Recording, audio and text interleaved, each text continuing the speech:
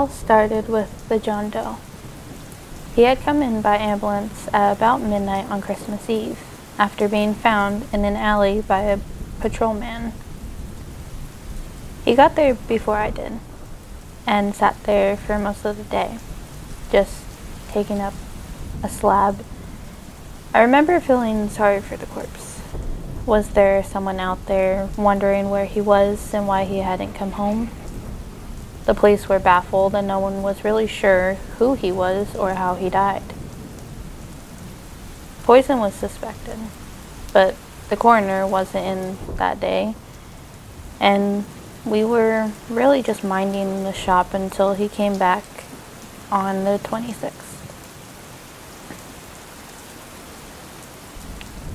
I was mostly just trying to make it till 6 p.m. so that I could sign off to the night receptionist and head home.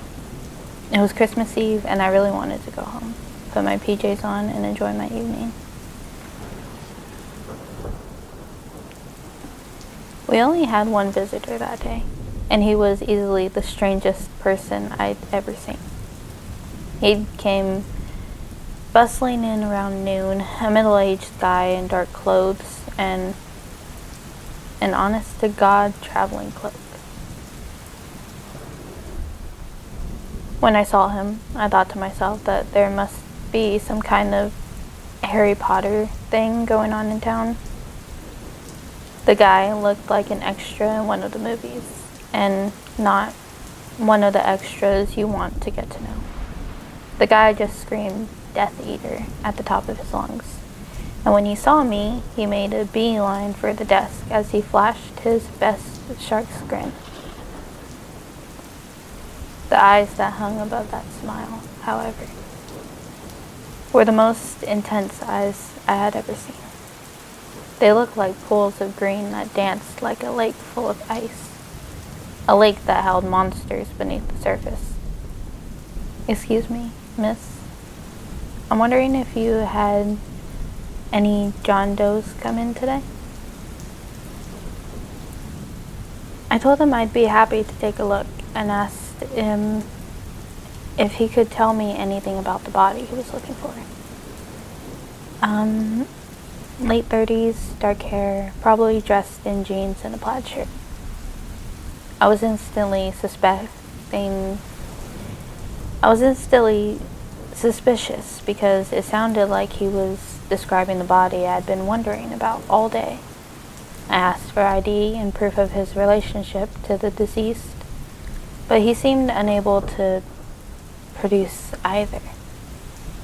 He said his brother hadn't come home last night and someone had told him about the police taking a body that had been found near their apartment, which had brought him here to check. I hope it's not him, but I just can't stand to see our poor mother worry about him.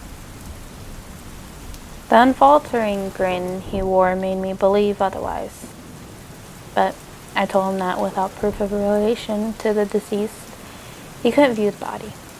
I advised that he come back with a photo ID and identification for the body, perhaps a police report, and then we could do a proper ID on the John Doe. He smiled the whole time, but I didn't really trust that grin. He had expected to just waltz in and do whatever he meant to do. Probably snap some pictures for a local tabloid or something, while the morgue was short-staffed for the holidays. But I wasn't playing along. "I'm sorry," he said. I should have come better prepared. I'll go home and see what I can scrounge up." He left, and I figured I'd never see him again. I wish that was the case.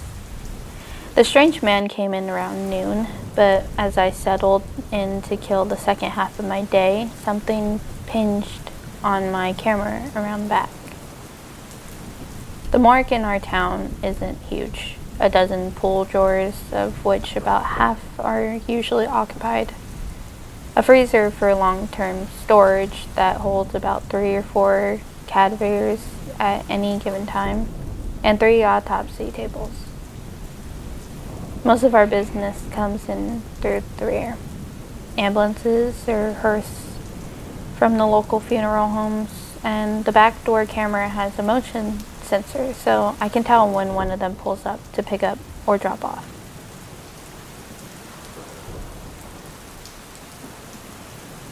I wheeled over to the little CCTV monitor near the end of my desk and pushed the silence button as I checked the feed. I had expected to find an ambulance with another drop-off, but instead I was greeted by an empty alleyway on the grainy monitor. The cameras were old, the feed full of snow and off-color pictures. But with daylight still holding sway, it was easy to see that nothing was out there but the dumpster we used for the garbage. I figured it must have been a bird or something and went back to playing on my phone. When it chirped again, I glanced over just in time to see a shadow step out of frame. A shadow with a cape, or maybe a long cloak. I leaned in and looked at the grainy feed, trying to see where the shadow had gone, but there was nothing. Whatever had set the camera off had stepped out of sight,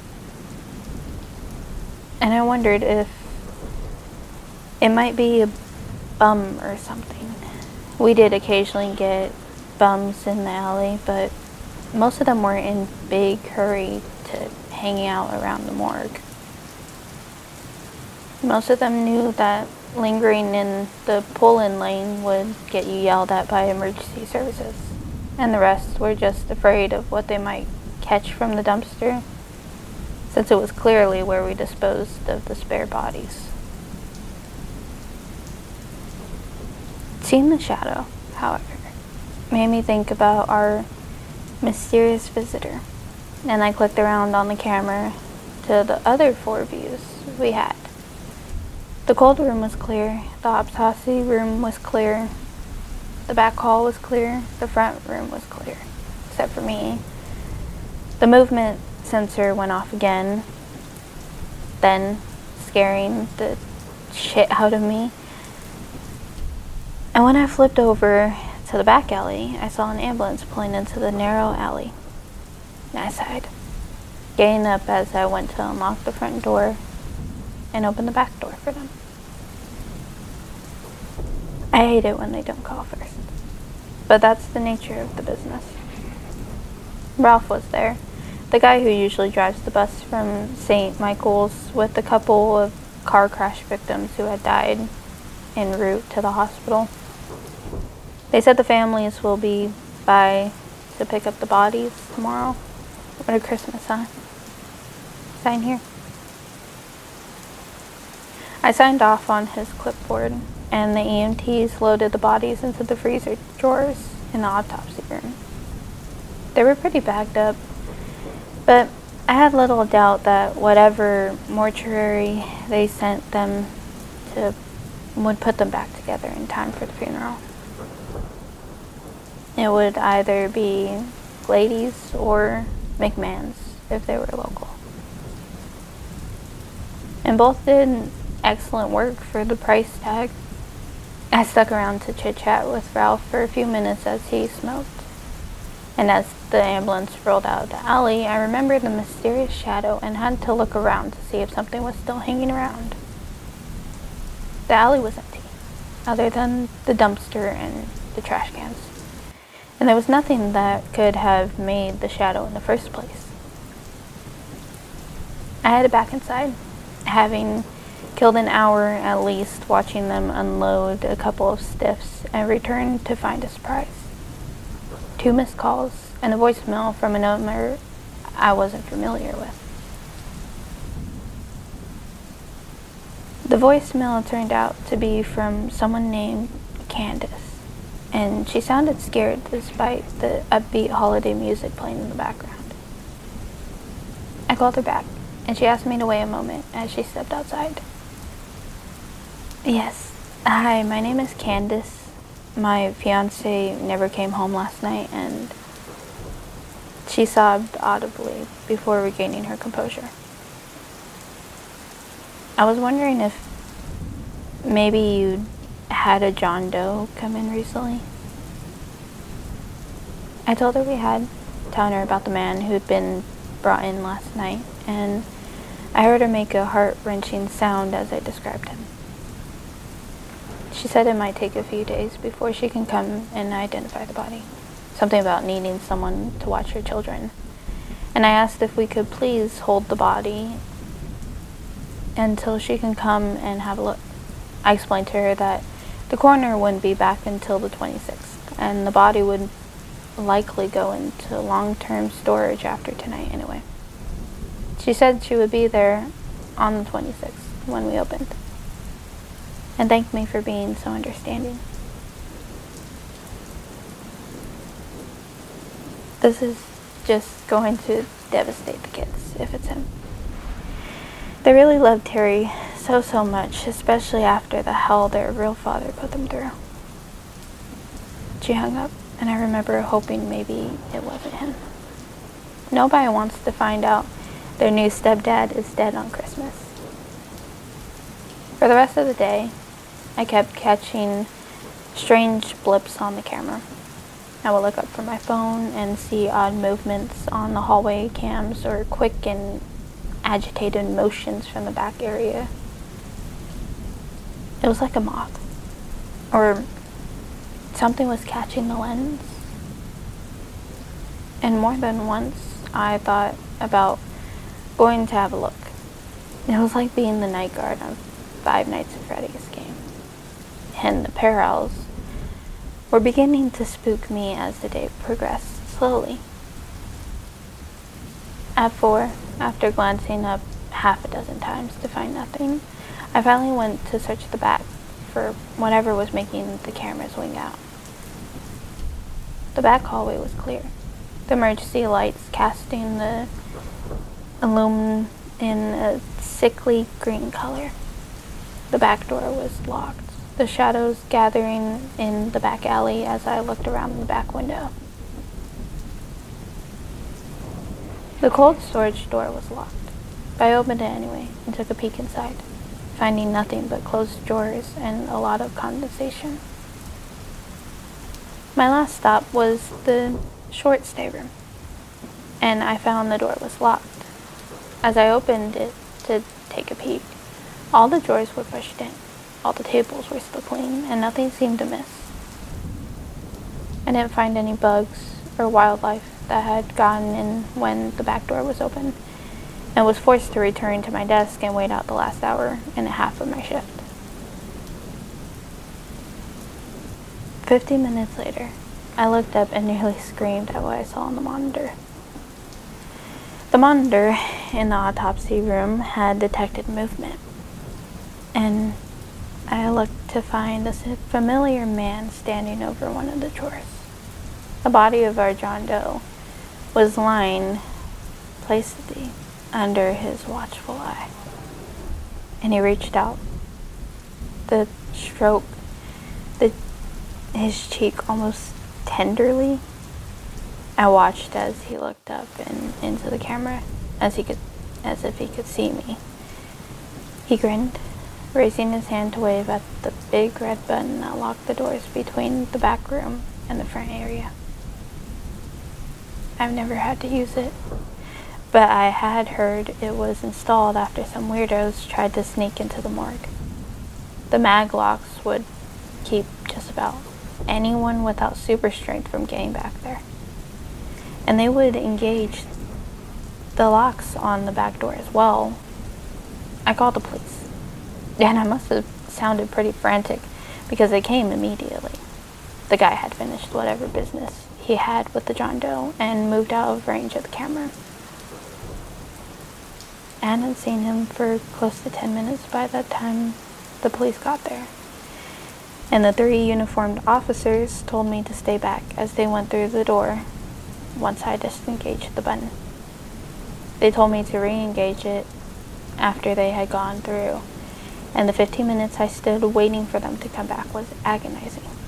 I could just imagine this guy getting the jump on them and somehow getting back out to me.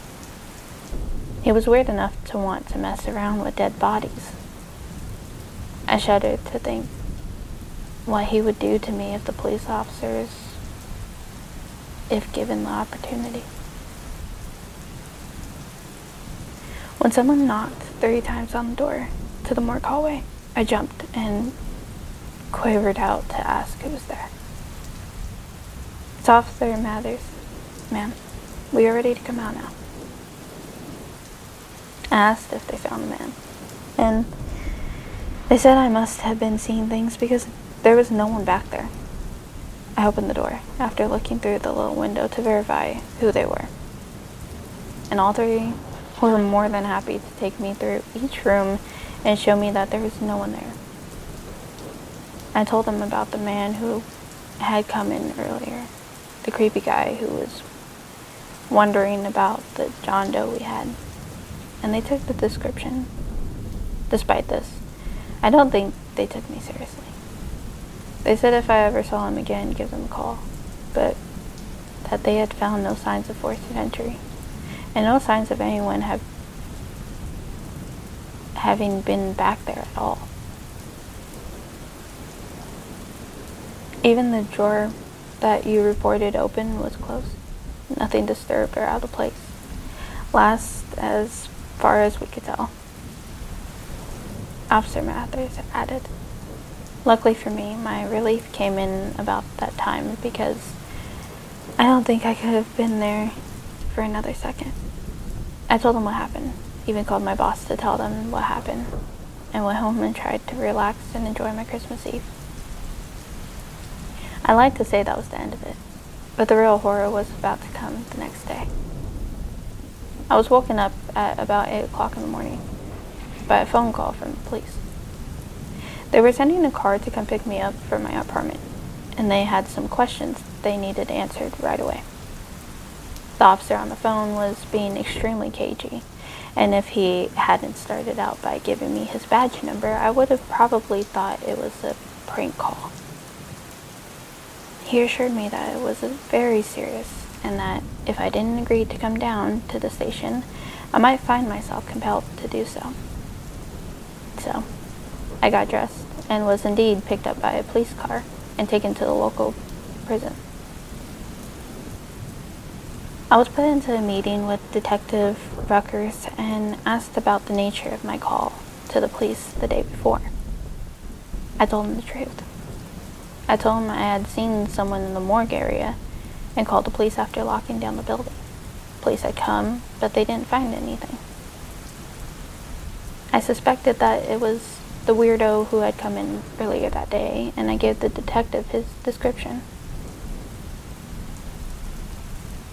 The detective was very interested in the details of the weird guy I had seen, since now the case of John Doe had taken a very strange turn. "How could that be?" I asked. "He's been locked in the drawer since they brought him in yesterday." Detective Ruckers gave me a look that told me he was trying not to give me more information than I needed. But before leaving me, he finally decided to throw me a bone. I'm afraid someone took him at some point yesterday and did something pretty terrible with him. I asked him what happened. My curiosity pinged, but he said he couldn't share details of an ongoing investigation with someone who might be involved. We'll call you if we have any more questions, but I should tell you that you are a person of interest and probably shouldn't leave town for the next few days. I walked out of the prison utterly confused. What the hell happened? Turns out I wouldn't have to wait very long for answers. The police were tight-lipped about the incident, but the news was less vague about the details. It appeared that on December 25th, around 4 in the morning, someone had broken into the Guzman home. Mrs. Guzman, the woman I had talked to before, had called the police and went to lock herself into her children's room. She had no sooner left her bedroom than She heard the screams of her children from the living room. She was afraid that the intruder had done something to them and went charging into the living room to save them. What she found was her children cowering before the Christmas tree and the body of her fiancé, Terry Russell, sitting in the armchair he had loved so much in life. Police had arrived, but it appeared no one had forced their way in at all. The police said it looked like Mr. Russell had simply fallen out of the sky into his favorite armchair just to give his family the worst Christmas surprise of their life. They interviewed Mrs. Guzman, and she told the reporter that her husband had been responsible for these things. It was pretty clear that the police and the reporter had been trying to get her off camera, but Miss Guzman was adamant that these facts had to be disseminated. I wonder why they hadn't cut the interview. But I suppose it made the story even more sensational when you thought about it. A distraught fiancée talking about her vindictive ex-husband after finding the body of her new love in her home on Christmas morning probably boosted the ratings for the whole year. It was Martinez. I know it. He left my Terry there for me to find, to remind me not to think I was safe. You have to protect me. Someone has to find him. As long as he's out there, this will never stop. He filled him with presents, like some strange Santa Claus sack. He filled him up after he killed him and left him there for me to find. He left him there. After that, I had to have answers. We didn't get the body of Terry Russell when it was released by the investigators. They were probably afraid we would lose it. I never got a chance to look at the report of what had been done to him. But I wasn't without means. A friend of mine who works for the police department in my town agreed to have drinks with me. After some pleasantries, he told me all the details that were too gory for TV. He told me how the body had been stuffed with cheap gifts that were wrapped in what appeared to be the divorce papers Mrs. Guzman had sent to her ex-husband.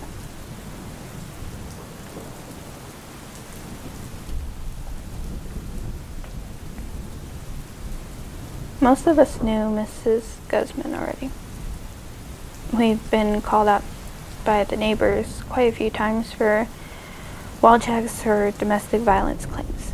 She never implicated Mr. Guzman, but the bruises we found on her and the kids made it pretty clear that the man had a temper.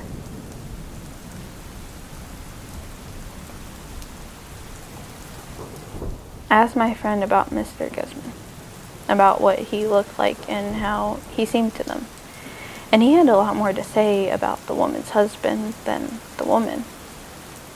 The guy was a cook. He always dressed like some kind of wizard, with fancy clothes and fancy capes, and always had this look about him. I don't know how to describe it. If you've never seen it, but I deal with guys who make a lot of outrageous claims about what they can and can't do. You deal with guys all the time.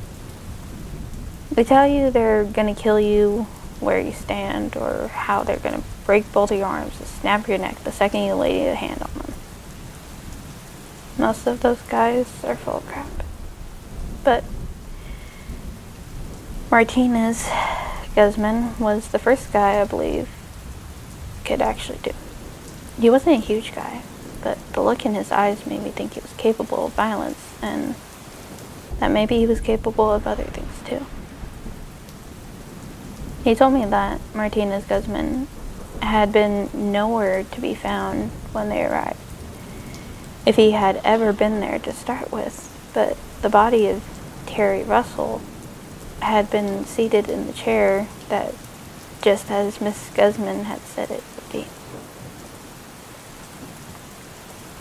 There was no sign of forced entry.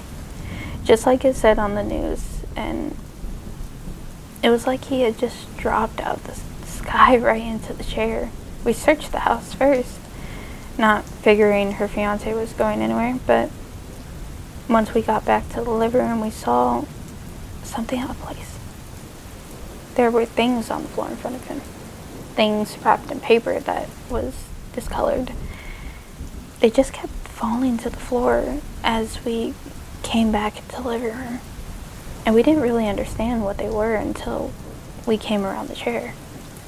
It was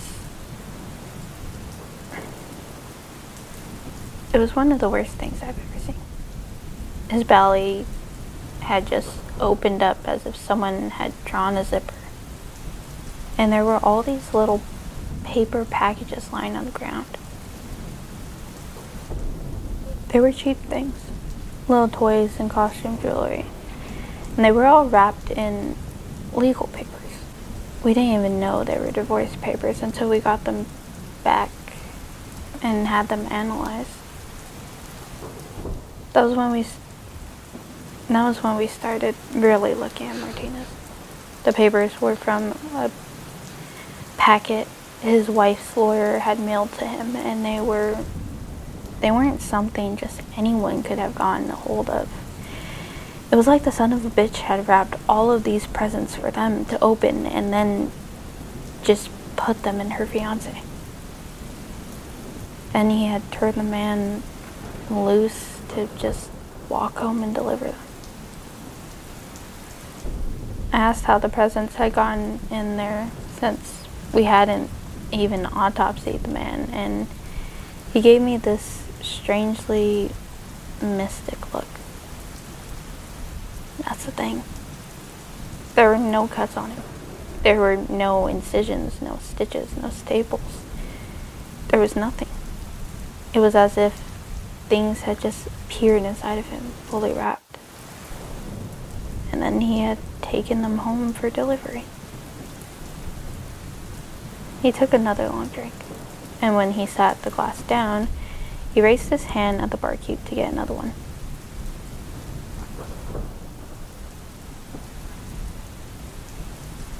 I've seen some weird shit on the force. You remember that alligator we found in the sewer? And those girls who went missing, who just randomly appeared in the cornfield last year? But this is beyond even me. I don't understand it, but I believe Mrs. Guzman when she tells me that her husband is some kind of magic man. She talked about it constantly when she was at the station. She talked about how she and her kids needed protection, how they needed to disappear, how they needed to go somewhere Martinez would never find them. She was adamant about it. And most of the guys at the station think she's a nut, looking at that and remembering the way his eyes looked anytime we would interview him. I don't think she's nuts. I think she got mixed up with something bad, and I think if we don't make her disappear, then we'll find her and those kids dead someday. He finished his drink in one long slurp and then excused himself, saying he needed some air. That was a couple weeks ago, and the media has finally forgotten about the strange present Mrs. Guzman and her children were delivered on Christmas morning. They might have, but I haven't. There's nothing I can do about it except give out the description of Martinez Guzman and hope that if anyone sees him, they'll know to stay away from him. He's a man in his early 40s, Hispanic, with short dark hair and the most intense emerald green eyes I've ever seen. He was wearing strange clothes, like a costume from Harry Potter. And when he spoke, it felt like spiders running up my spine. I don't recommend that you approach him. I don't recommend that you attempt to apprehend him. For the love of God, I don't recommend that you get to know him at all. As Mrs. Guzman could attest, his presents are far from what's on anyone's Christmas list.